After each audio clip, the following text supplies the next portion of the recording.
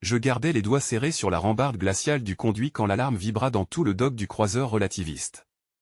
Le métal résonna comme une cloche convulsée, et mes dents claquèrent sous le choc. Partout, des voyants rouges s'allumaient dans les coursives suspendues, éclairant les visages creusés des techniciens qui, figés quelques secondes, se mirent aussitôt à courir sans un mot. La quarantaine venait d'être déclenchée. J'avais senti depuis plusieurs jours une crispation dans la coque, une tension dans les circuits que les diagnostics masquaient artificiellement. On ne me croyait pas, le croiseur est stable, m'avait assuré le chef de quart. Mais j'avais appris à écouter les bruissements de métal comme on guette les murmures d'un malade qui retient sa toux. Alors, quand le souffle d'ozone jaillit par les veines des conduits énergétiques, je savais déjà que ce qui allait suivre ne pouvait pas être un simple court-circuit. Je quitte la coursive, enjambant un caisson renversé, pour atteindre le sas inférieur qui mène vers l'ombilic de la nacelle Warp. Là, un grondement, étouffé mais continuel, martèle le sol. J'approche ma paume du blindage et sens sous ma peau une vibration irrégulière, comme un cœur qui bat de travers. La nacelle ne devrait même pas être activée. Son régime d'entretien exigeait qu'elle reste en veille totale. Et pourtant ses entrailles s'éveillaient dans le secret. En longeant le rail magnétique, je croise le regard d'un officier de sécurité. Son œil se fixe sur moi avec un mélange accusateur et anxieux. Personne n'a de réponse, chacun cherche déjà un coupable. J'accélère. Les réacteurs auxiliaires commencent à libérer leur souffle sec, et la station semble se contracter autour de nous tous. Les couloirs se remplissent d'effluves âcres, odeurs d'isolants grillés et de composés fluorés. J'atteins enfin la passerelle qui surplombe le noyau énergétique. C'est là qu'on devrait voir uniquement les signaux froids de la stase.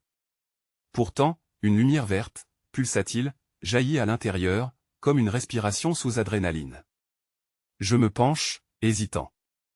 Mes tripes se serrent en reconnaissant un schéma d'onde qui ne fait pas partie des protocoles de la flotte. Ce n'est pas un défaut anodin. C'est une modulation intentionnelle. La voix de Dalet envahit mes oreillettes. Elle résonne comme une arête de cristal frottée par le vent, grave et claire, mais incurvée par une malice qu'il ne tente même pas de voiler. Tu le sens enfin, Tarek ? Souffle-t-il dans mon crâne. La nacelle ouvre ce qui ne devait pas être trouvé. Je me crispe, certain qu'il n'a pas dû recevoir d'autorisation d'accès. Comment diable communique-t-il dans mes canaux internes ?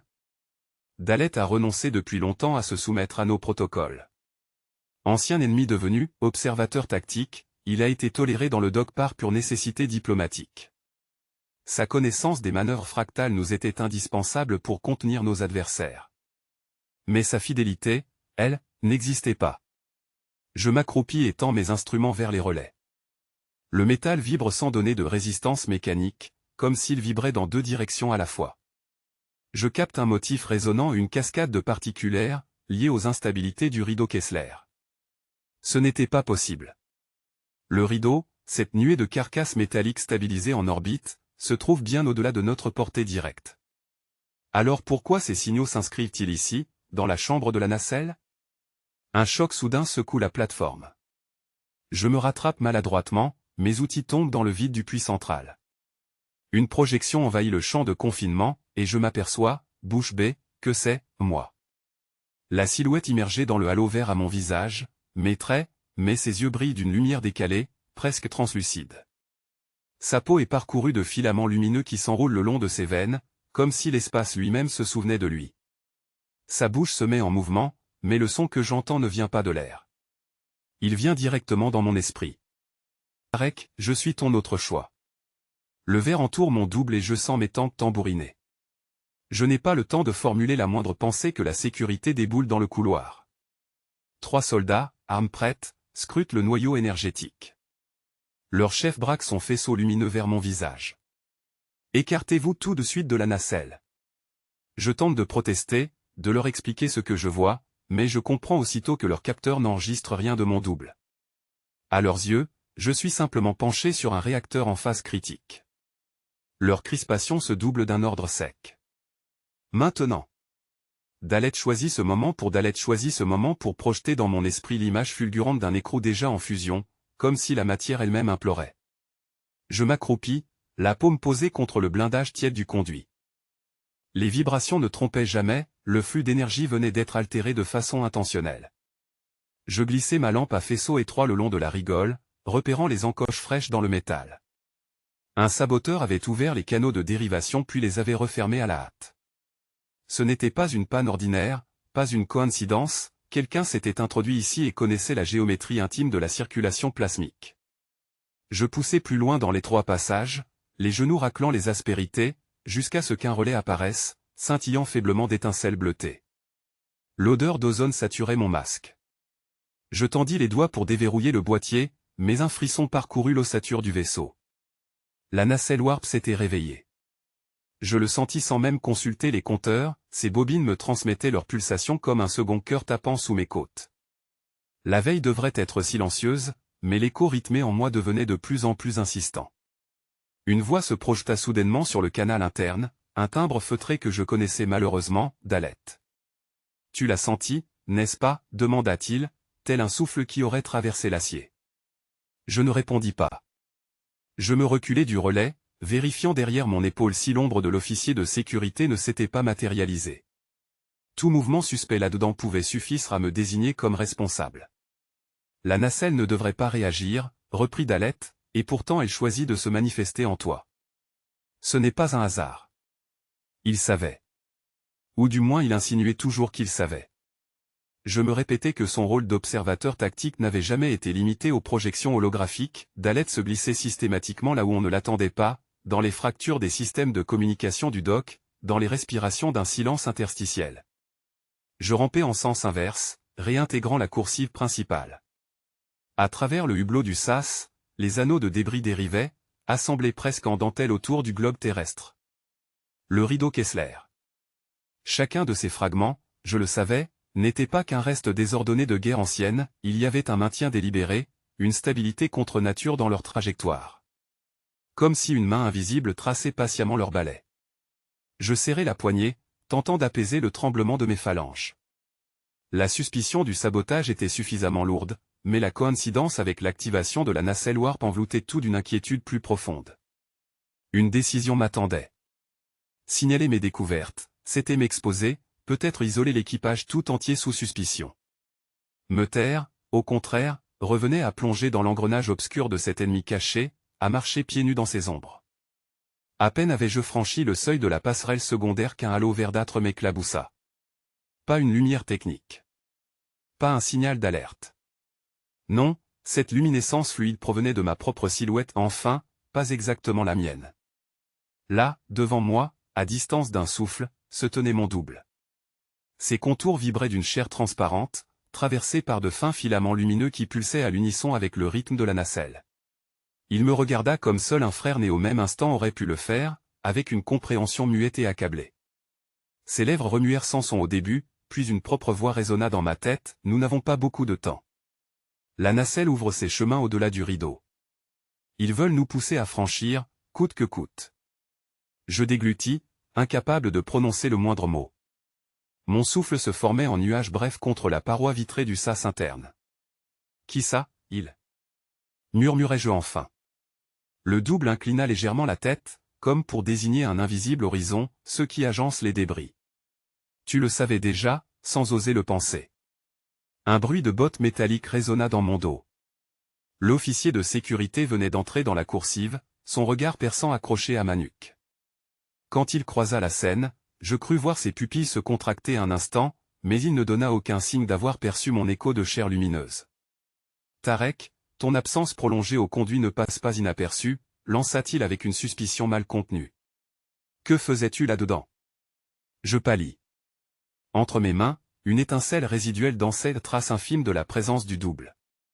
Je refermai aussitôt les poings, mais je savais déjà que, le secret m'échapperait tôt ou tard, filtrant comme une radiation trop vive à travers une coque fissurée. Le message avait clignoté sur l'écran de maintenance sans alerte sonore, juste une pulpe de lettres translucides incrustée dans le flux de diagnostic, l'ennemi est déjà à bord. Avant même que je puisse tendre le bras pour verrouiller la console, le texte s'était effacé comme si mes propres doigts l'avaient effacé. Derrière moi, tout n'était que grondement discret, chuintement des nappes gravitiques en veille, mais je sentais nettement la pulsation d'une présence étrangère au vaisseau, comme si le métal lui-même respirait trop vite. J'avais d'abord cru à une mauvaise blague de Dalette, il aimait se glisser dans les interstices numériques de nos circuits, mais non, il y avait dans ce message une crispation qui n'était pas de lui. Je m'étais juré de vérifier la nacelle warp dès l'instant où j'avais appris qu'elle n'était pas réellement à l'arrêt. Chaque vibration du tubing interne me paraissait un mensonge, une promesse qui tordait la coque à chaque réverbération sourde. Lorsque je franchis le sas numéro 7, juste après le poste des convertisseurs secondaires, l'air avait cette odeur métallique de cuivre chauffé, saturé de poussière ionique. J'avais pensé à un court-circuit mais l'impression ne venait pas d'un composant brûlé, c'était comme si toute la nacelle exhalait un parfum de tension contenue. Je rampais entre deux nervures structurelles, les gants englués par un flux de refroidissement qui s'était condensé en givre bleu pâle. L'endroit vibrait au rythme de quelque chose qui dépassait la simple mécanique, une cadence que ma peau, plus qu'un capteur, sentait dans la moelle. Quand mes yeux s'habituèrent au demi-jour, je reconnus l'impossible, un halo se détachait sur la courbe centrale, flottant dans la gravité presque neutre. Une silhouette. La mienne, ou presque. Le double se tenait debout, les pieds effleurant la paroi, comme libérés du contact solide. Ses bras étaient parcourus de filaments verts qui pulsaient en cadence avec le cœur intangible de la nacelle warp. Je sentis ma gorge se serrer, car s'il avait été un reflet exact je me serais peut-être accommodé de son existence, mais ses yeux, eux, brillaient d'un éclat fixe qui n'était pas le mien.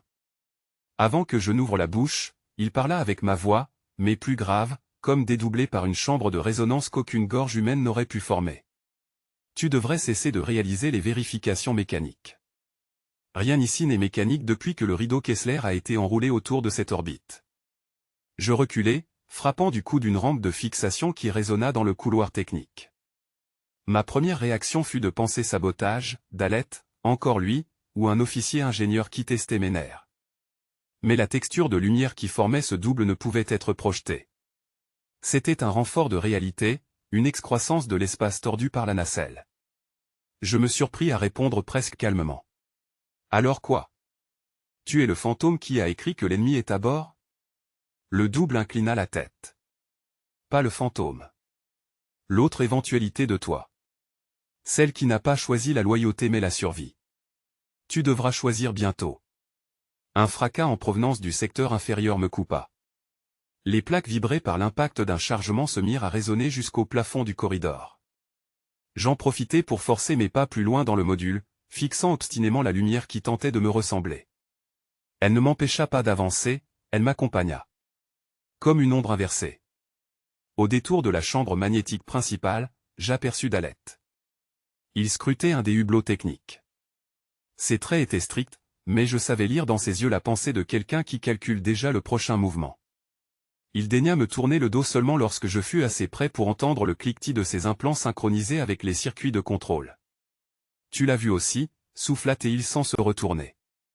Qui? Fis-je, encore essoufflé par la présence du double. Toi-même, répondit-il simplement, esquissant un rictus sec. Le rideau ne filtre pas les reflets, il les multiplie. Le message, ce n'était pas une tromperie, Tarek. Je restai silencieux. Derrière nous, le double avançait, silencieux lui aussi, mais chaque pulsation se répercutait dans le sol. Dalet fronça à peine les sourcils, comme s'il s'attendait à ce que cette copie de moi-même se matérialise.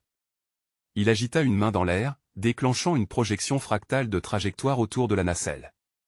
Des courbes d'orbite et de collision saturèrent l'espace devant nous comme une cage sans issue. Voilà la vérité, le rideau Kessler n'est pas une barrière faite de débris errants. C'est une matrice qui engendre ses propres ennemis. Si l'ennemi tente de la franchir, la matrice tisse aussitôt de nouvelles menaces, jusqu'à l'étouffer entièrement.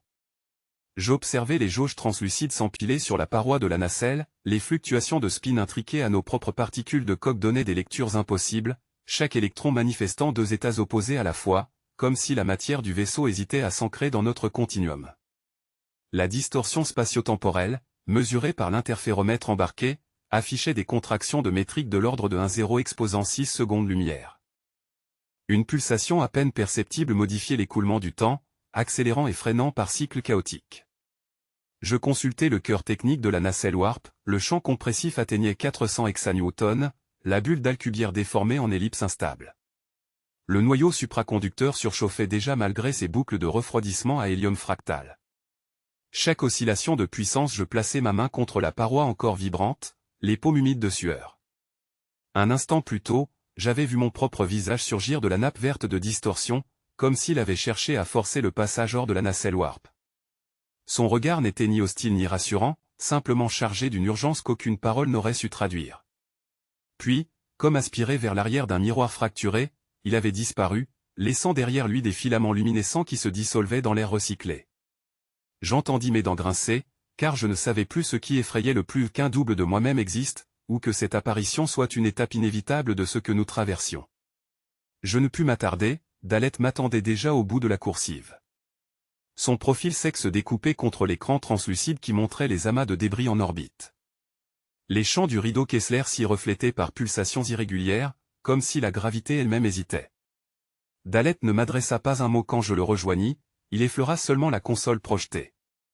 Des sphères translucides se déployèrent alors au-dessus de son poing serré, représentant nos trajectoires possibles à travers l'océan de fragments, chacune menacée de collision en moins d'un battement de cœur.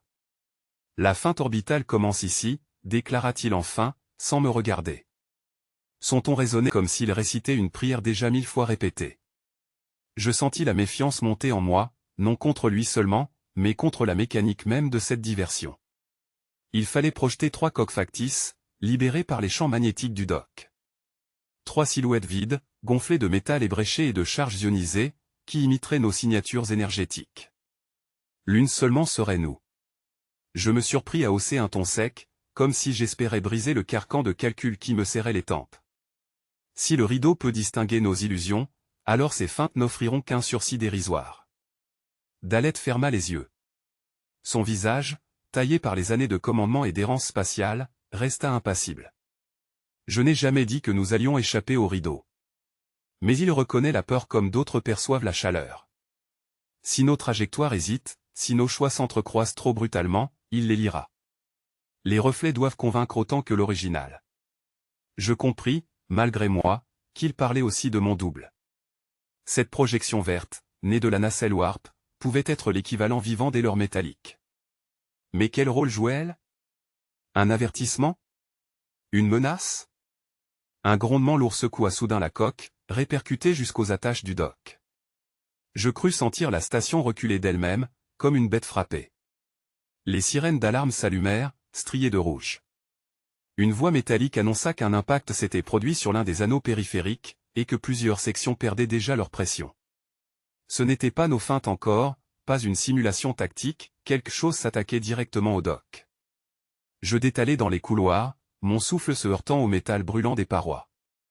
Devant moi, un officier de sécurité surgit, visière mi-abaissée, et braqua son arme paralysante. Son regard traversa mon corps comme s'il y voyait une contamination.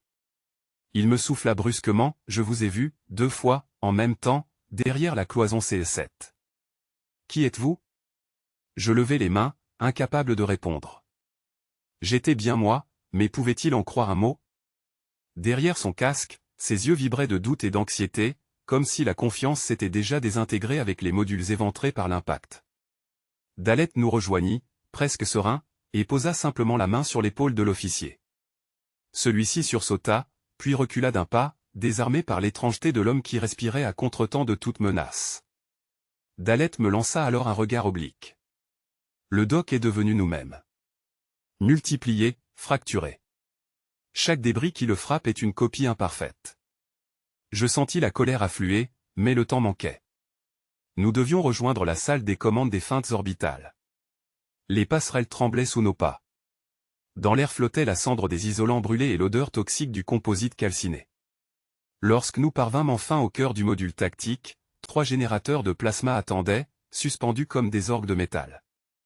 Je connectai manuellement les flux, mes gestes tremblant plus de crainte que de fatigue. À chaque connexion, les hologrammes illustraient une coque factice se détachant déjà du dock, prête à simuler notre échappée vers les profondeurs sombres du vide.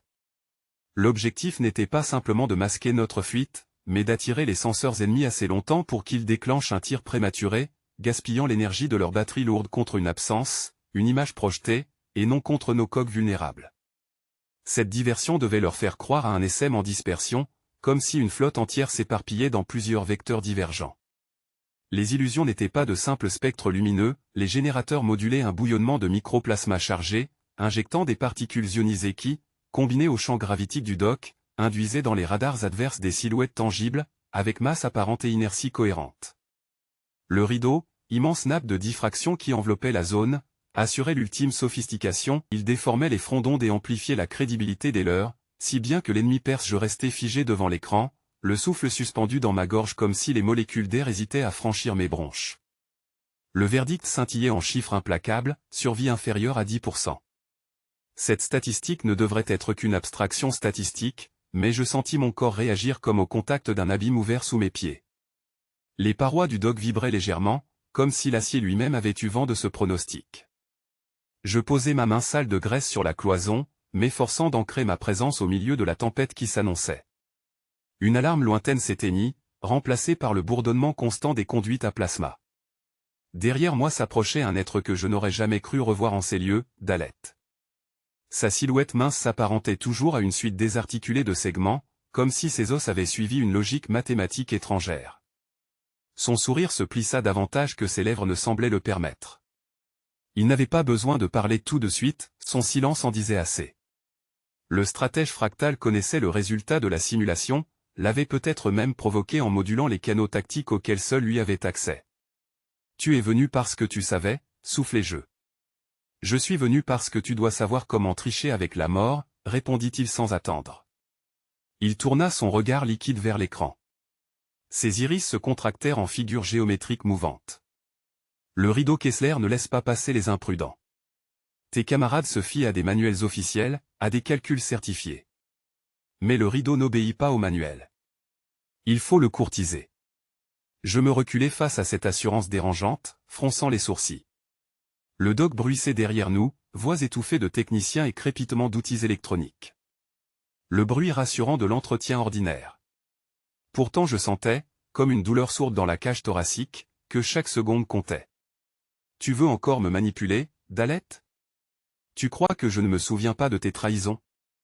Il serra ses doigts, et pour un instant leurs silhouettes formèrent un réseau fractal de veines et de lignes brillantes. La survie ne dépend plus de la fidélité à un camp. Tu le sais. La nacelle Warp te l'a déjà montré. Je tressaillis. Inutile de feindre l'ignorance. Dans les conduits étroits du croiseur, parfois, un double de moi-même surgissait, entouré de halos verts, à la limite du tangible. Une projection venue de cette machinerie que j'étais censé seulement réparer. Mon autre moi me rappelait que chaque choix pouvait fracturer 1000 futurs. Le visage de Dalet devint plus sérieux. « Connais-tu la feinte orbitale » demanda-t-il. Je hochai lentement la tête. Cette manœuvre n'était plus utilisée depuis des décennies, modifier subtilement la trajectoire d'un vaisseau en exploitant un PAN de gravité dynamique, feindre la catastrophe pour attirer l'ennemi dans un corridor de débris. Un jeu tactique devenu presque légendaire. Elle peut encore fonctionner contre le rideau. Mais seulement si tu coopères avec moi. Je levai le regard vers le plafond du dock, où passaient les câbles luminescents du système de stase. Le métal diffusait une lueur bleu pâle qui m'enveloppa dans un silence presque religieux. Dalet voulait une alliance. Lui, l'ancien rival, celui qui avait jadis commandé une flotte opposée à la nôtre. Je respirai profondément, le goût amer de l'air recyclé emplissant mes poumons. Si je t'aide, repris-je, je risque plus que ma réputation. Je livre à l'ennemi les entrailles du croiseur. Ou tu offres à ton équipage une chance de traverser l'impossible, rétorqua-t-il d'une voix basse. 10%, Tarek, c'est une agonie annoncée. Un bruit étrange nous coupa. Pas un signal, mais un écho vibratoire qui fit tressauter les lampes suspendues au-dessus des plateformes de maintenance. L'onde passa dans mes os, au point d'y faire résonner mes dents. Je la reconnus aussitôt, la manifestation du double. Mon autre moi nous observait. Je me retournai, et en effet, dans un angle du dock, entre deux réservoirs de carburant, le halo vert venait d'apparaître. La réplique de mon corps se forma lentement, comme exsudée par l'air saturé d'ozone. Ses yeux se braquèrent sur Dalet avec une intensité qui me mit mal à l'aise. « Ne l'écoute pas », déclara le double, sa voix chevrotante et malgré tout puissante. Le rideau ne se contourne pas, il se traverse avec l'accord de la nacelle. Dalet ricana. Toujours ce théâtre. Ton ombre voudrait que tu serves cette machine comme un prêtre sert son temple. Mais moi, je t'offre la stratégie des vivants. Je me sentais happé entre deux pôles incompatibles. Dalet venait de lâcher la phrase comme un débris incandescent tombant à travers l'atmosphère, le rideau n'est pas seulement extérieur, il se nourrit du croiseur lui-même. Mon souffle s'était suspendu, immobilisé dans ma gorge. J'avais voulu croire que ces éclats meurtriers n'étaient que l'œuvre d'une volonté lointaine, impalpable. Mais entendre que la matrice se trouvait ici, sous nos bottes magnétiques, dans ces coursives que je connaissais comme ma propre peau, c'était un choc dont les répercussions battaient déjà dans la paroi des conduits. Le dock me paraissait soudain plus étroit, ses parois chargées d'une hostilité invisible. Je suivis Dalette à travers un boyau saturé d'odeurs de métal chauffé et d'huile de refroidissement. Chaque panneau vibrait d'un murmure subtil, comme si le vaisseau tentait d'enfouir une vérité. Derrière nous, les couloirs s'éteignaient une section après l'autre, selon une séquence qui respirait non l'économie d'énergie mais la dissimulation. Dans le halo discret des diodes de maintenance, je captais des ombres qui n'étaient pas les nôtres, peut-être des ouvriers de la cellule ennemie, peut-être seulement nos propres doutes se reflétant dans les vitres renforcées. Mon regard effleura une cloison fissurée à hauteur du genou, je reconnus dans la texture du métal une fracture non répertoriée par mes relevés précédents. Minuscule fêlure, mais assez pour que s'y infiltrent de courtes impulsions lumineuses, comme le battement irrégulier des filaments du double. J'approchai la main, la surface me piqua la paume de froid, puis une décharge remonta jusqu'à mon épaule. Dans la paroi, j'entendis sa voix, dédoublée et vibrante. « Tarek, la nacelle respire en toi. Tu crois la protéger, mais elle te garde prisonnier. » Le choc me fit reculer, mais Dalette me saisit par le bras, son regard d'acier fixé sur mon visage. « Ne lui cède rien. Ce spectre vit de nos hésitations. S'il gagne, le rideau n'aura plus besoin d'entretien, il se répandra seul. » Pourtant, malgré ces mises en garde, je sentais la justesse tragique de la présence. Mon double n'était pas seulement une illusion, il représentait une option qui se nourrissait de la mécanique cachée, une alternative au silence mortel du croiseur. Le dock s'ouvrit devant nous comme une cathédrale obscurcie. Les bras d'arrimage croisaient leurs silhouettes massives dans le vide, hérissées de feux internes. Sous ces arches pendait la nacelle Warp, suspendue par d'épaisses chaînes gravitiques. Je la connaissais, je l'avais huilée, vérifiée, mais jamais je ne l'avais contemplée ainsi, chaque plaque ventrale pulsait comme une peau, chaque intercalaire émettait de brefs éclairs, trop réguliers pour n'être que des défauts. C'était un cœur déguisé en moteur. Je marchai prudemment jusqu'à la grille d'accès inférieure, et mes bottes résonnèrent d'un son creux, comme si le métal s'étendait sans fin, sans attache. Dalette me suivait d'assez près pour que je sente sa tension à chaque pas, « Nous devons identifier l'antenne secondaire, » dit-il, « elle pilote les fragments du rideau. » Je croyais que ce n'était qu'un module détaché, mais tes relevés confirment qu'il est encastré dans la nacelle. Je voulais répliquer, mais la vibration s'intensifia, et d'un souffle jaillit mon double, surgissant dans un halo verdâtre près des conduits énergétiques. Ses yeux étaient mes yeux mais traversés de fissures lumineuses, son sourire crispé portait des fragments d'avenir. Ne le crois pas, Tarek, tu es né pour ça. Tu peux détourner le rideau, l'inverser, lui faire nettoyer l'orbite au lieu de l'asphyxier. Mais il faut accepter le fil qui te relie à moi.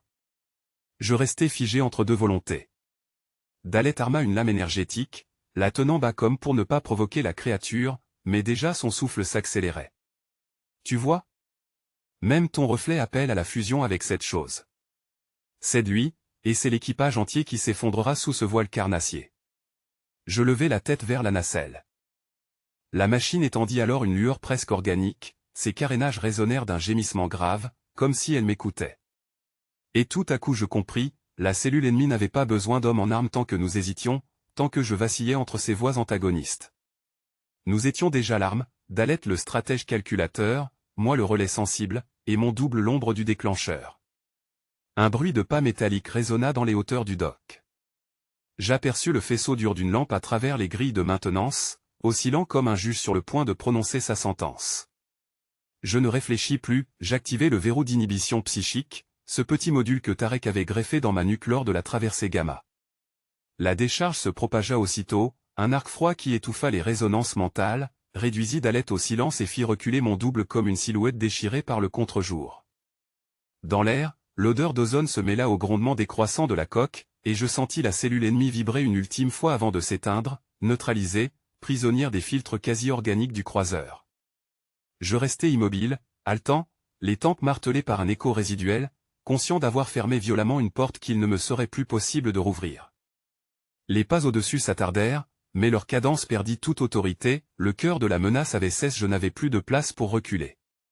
Le hangar vibrait comme une gorge pleine de métal, saturé de hurlements mécaniques.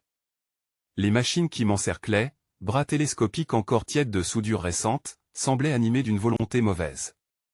Je ne voyais à travers leurs optiques rouges aucune conscience véritable, seulement un écho, une directive dévoyée.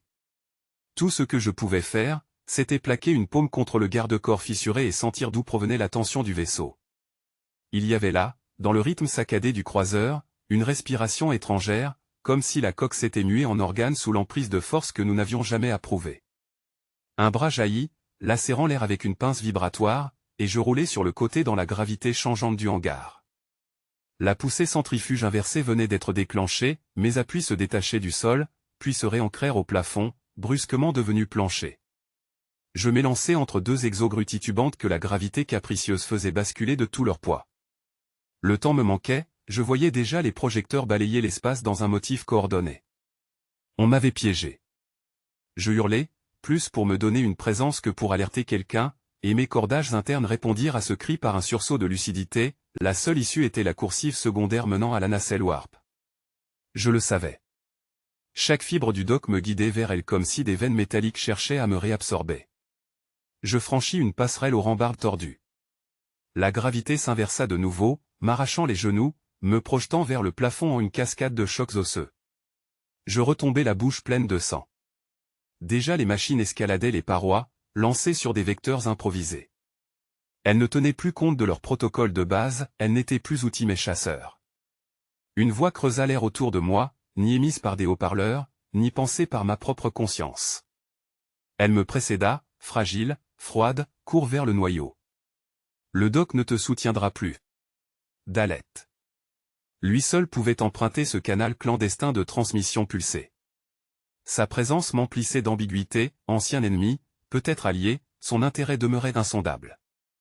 Et pourtant je suivis sa recommandation comme si elle décrivait la seule vérité disponible. Je basculai dans le couloir hélicoïdal qui menait au sas de la nacelle. Le métal y semblait transpirer, une moiteur magnétique. Mon souffle rencontré de brume formait des filaments qui fuyaient vers l'arrière, aspirés par une pression résiduelle anormale. La nacelle Warp m'appelait. Je touchai la paroi de ma main encore sanglante, des pulsations effilées s'y imprimaient, semblables à celles d'un cœur nerveux. C'est alors qu'une ombre se posa sur moi, une silhouette issue directement du halo vert que j'avais déjà aperçu lors des dérèglements précédents. Mon double. Il n'eut pas besoin de parler pour que je comprenne, chaque vibration me transmettait ses intentions. Il exigeait que je choisisse non seulement ma prochaine action, mais l'orbite future de l'humanité tout entière. Le rideau Kessler n'est pas une barrière, me souffla-t-il, mais une conscience diffuse. Les fragments qui le composent attendent que quelqu'un les entende. Si tu forces le passage par pure stratégie, le dock, ton équipage et toi-même seront réduits au silence définitif. La nacelle connaît le passage, mais son accord est requis. Son visage était le mien, plus translucide, traversé de filaments qui pulsaient comme des organes exposés à nu. J'avais envie de le frapper, de l'arracher de mon chemin, mais il n'était que projection, tremblante interface de la machine distordue. Derrière moi, les colosses mécaniques s'entassaient dans le corridor. Leurs ferrailles se contorsionnaient sous l'influence de la gravité changeante, certains s'écrasant l'un contre l'autre dans une pluie d'étincelles qui m'aveuglait. Je n'avais plus que quelques secondes avant d'être rejoint. J'accélérai, frôlant l'ombre lumineuse de mon double. Le sas m'engloutit, se refermant dans un claquement métallique étouffé. À l'intérieur, j'étais seul avec le cœur irradiant de la nacelle. Ses parois vibraient d'un cœur inaudible. Le champ vert émanait d'un noyau suspendu dans une toile de conduit semi-transparent, comme si la mécanique elle-même s'était réfractée en une forêt minérale. Si tu entres en résonance, tu franchiras, souffla encore l'ombre. Mais chaque accord que tu fixes réécrira l'univers derrière toi. Je levai les mains, hésitant. Le dock du croiseur relativiste portait sur ses parois les traces de milliers de traversées, brûlures, failles colmatées, cicatrices de métal. Je m'appelle Tarek, et je n'avais plus le luxe de reculer. J'étais venu jusqu'ici pour arracher à la nacelle la clé que personne n'avait encore su déchiffrer, la fréquence d'ouverture d'un passage sur vers le domaine sombre qui saignait lentement dans notre continuum. Si je me trompais, c'était tout le chemin de retour qui se déformerait, comme si le réel lui-même se refermait en suture derrière moi. Mon objectif était simple, brutal dans sa clarté, trouver la résonance juste et sauver l'équipage avant que le croiseur relativiste tout entier n'implose dans ses propres cicatrices temporelles. Je sentais la pression du métal endommagé résonner jusque dans mes os, comme si la coque respirait en cadence avec mes hésitations. J'avais été choisi, non pour ma force, mais pour mon don d'intuition face au rythme cosmique. Et, à cet instant, chaque fibre de mon corps la première chose que je sentis ne fut pas le froid, ni l'absence d'air. Ce fut l'arrachement brutal de mes muscles, comme si mon squelette cherchait à se décrocher en lambeaux. Le sas s'était ouvert derrière moi, et je n'étais plus qu'une silhouette expulsée dans le vide absolu. Pourtant, alors que mes poumons se contractaient dans la panique, une lueur verte traversa la paroi invisible des étoiles. Elle vibra au cœur de mes rétines comme un filament qui me tenait fixé à ce monde. Je sus, avant même de réfléchir, que le double était là. Il avait pris ma place sur le seuil, et je n'étais pas mort. Pas encore.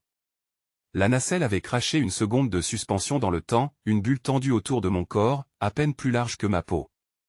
Je dérivais, mais je respirais encore, ma gorge en feu, malgré l'impossibilité absolue de cet état.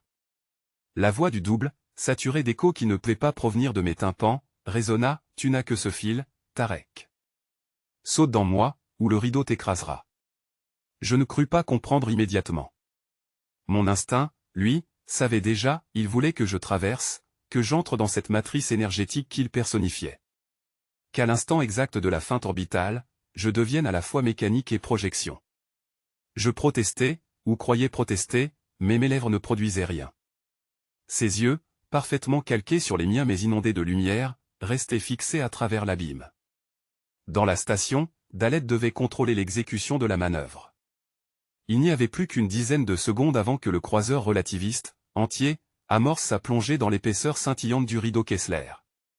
Des milliers de débris, attirés par d'anciens champs magnétiques, orbitant en spirale folle, nous attendaient pour nous lacérer en silence. La feinte orbitale consistait à précéder leur formation, à prédire l'arrangement statistique des projectiles une fraction de seconde avant leur impact. Un pari insensé qui exigeait que la nacelle modifie sa trame d'espace local, avec mon empreinte comme catalyseur. Je voulus crier que je refusais. Mais mon poing se contracta dans le vide, et la bulle craqua d'un son aigu.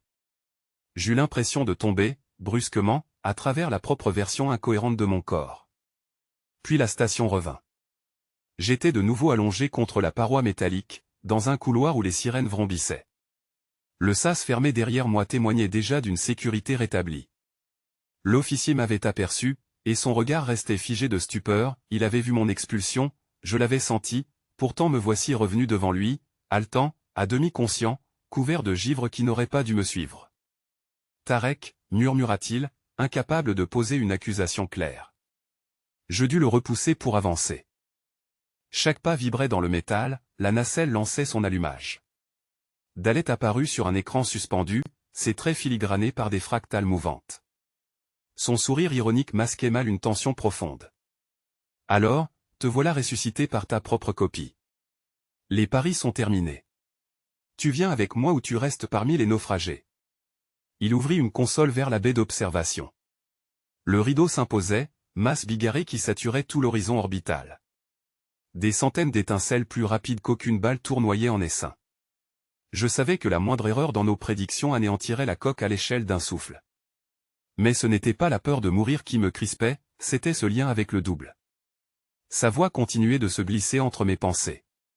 Prépare le geste, Tarek. Ta main sur la manette d'inflexion. Tu ne me verras pas, mais je guiderai les vecteurs. Je m'installai. Les commandes résonnaient comme un vivant cœur de cuivre.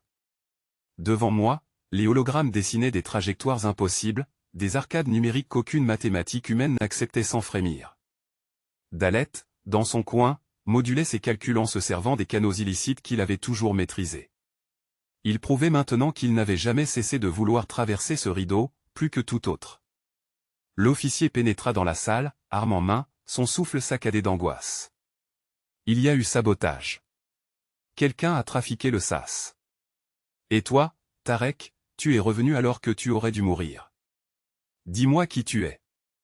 J'hésitais une fraction d'instant.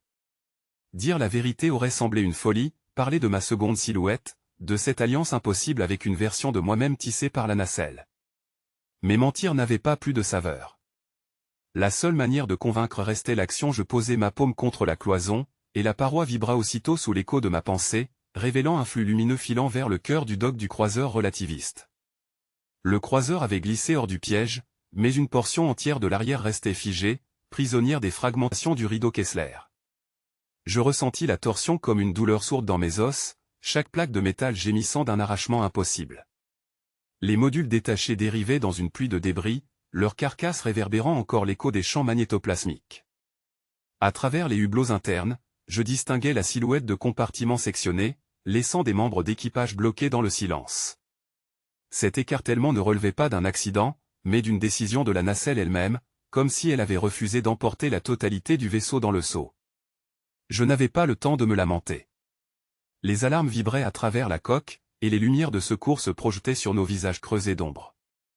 Au centre du pont de maintenance, Daleth m'observait de côté, son regard mathématique suivant les lignes invisibles des trajectoires orbitales que je ne pouvais qu'imaginer. Il m'indiqua un canal secondaire, regarde les flux, Tarek. Le rideau n'a pas simplement retenu un morceau du croiseur. Il a imprimé un choix. Ses paroles résonnaient comme un verdict. Je suffis à entendre l'autre voix, plus intime, plus tremblante, celle de mon double. Il s'avançait depuis le halo vert à l'arrière de la salle, traversant les vapeurs d'ozone comme s'il nageait dans une autre densité d'air. Ses yeux luisaient d'étincelles mouvantes, et ses filaments emplissaient la coursive d'une radiance étrange. Nous étions seuls à comprendre sa présence. Il me montra mes propres mains, comme un miroir inversé, ce n'est pas la coque qui se fragmente, c'est ton avenir. Je secouai la tête, me raccrochant au levier mécanique. Les ailerons de stase tenaient encore, je sentais leur résistance au bout de mes doigts. Mais la nacelle warp tournait lentement sur son axe, comme hésitante. Chaque rotation compliquait le maintien de l'équilibre gravitationnel, menaçant d'éjecter ce qui restait du croiseur dans une orbite instable. Alors quoi, demandai-je à voix basse, sans savoir à qui je m'adressais, peut-être à Daleth, peut-être à mon double, peut-être au vaisseau lui-même. Daleth leva la main, désigna les lueurs à travers les hublots latéraux. Une avalanche de fragments venait sur nous, non pas des restes de l'arrachement, mais un assaut dirigé. Le rideau Kessler bougeait comme un organisme, projetant ses essaims contre ceux qui osaient s'en détacher. Les feintes orbitales que Daleth mentionnait auparavant prenaient un sens brutal, il fallait duper ce voile vivant, le tromper pour passer au travers. Le double se tenait maintenant à quelques pas. Sa présence résonnait dans mon crâne comme une vibration continue. « Tu dois comprendre, Tarek, dit-il. Le passage n'existe qu'à moitié. Sans moi, la nacelle se referme, et tout s'effondre. » Je lui crachai presque ma rage, tu n'es qu'une projection, un jeu pour me manipuler. Pourtant au fond de mon ventre, je savais qu'il y avait vérité dans ses paroles.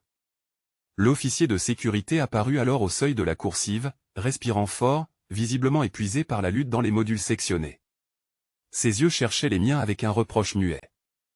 J'avais choisi de relâcher les attaches arrière pour stabiliser l'avant. Je savais ce qu'il avait perdu en conséquence. Pourtant il garda le silence, ses mâchoires serrées, comme s'il comprenait malgré lui que cette décision dépassait la simple survie personnelle. Les vibrations s'intensifièrent. Les débris cognaient maintenant contre la coque, chaque impact répercuté dans nos tympans. Je me penchai vers la console gravimétrique. Les champs se brouillaient, impossible à aligner.